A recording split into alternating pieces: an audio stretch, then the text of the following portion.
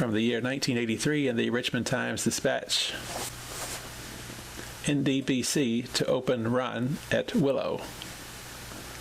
When the National Duckpin Bowling Congress tournament last appeared in Richmond 11 years ago, Buddy Kramer and Bookie Jenkins won the doubles crown with a 951.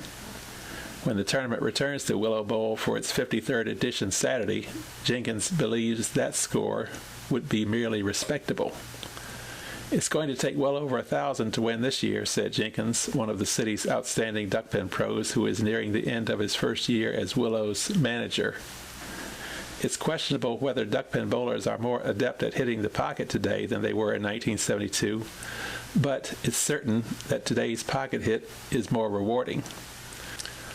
Liberal specifications on pins, sideboards, and gutter depth at the pin deck have produced more pin action and higher scores. The 500 series, at one time rarely achieved, is rolled with regularity by high-average bowlers.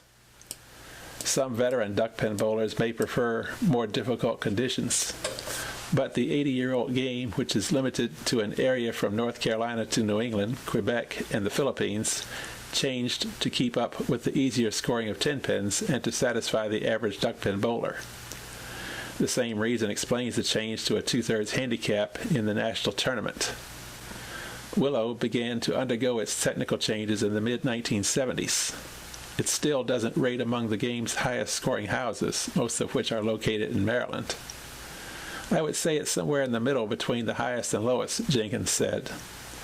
The house does have a reputation for rewarding hard throwers such as Kramer, Jenkins, and Wes Hamner, Jr., but Jenkins says Willow is striving to make conditions more suitable to average bowlers who dominate the tournament.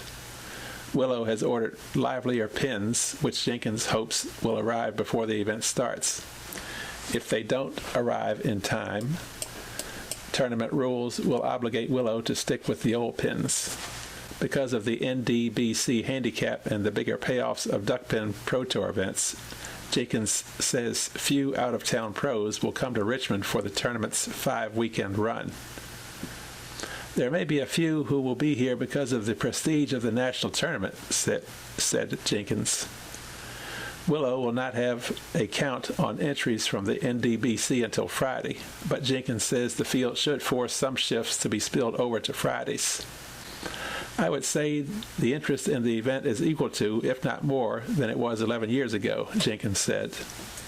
Shifts on Saturdays will be at 9:30 a.m., 12:30 p.m., 3:30, 6:30, and 9:30.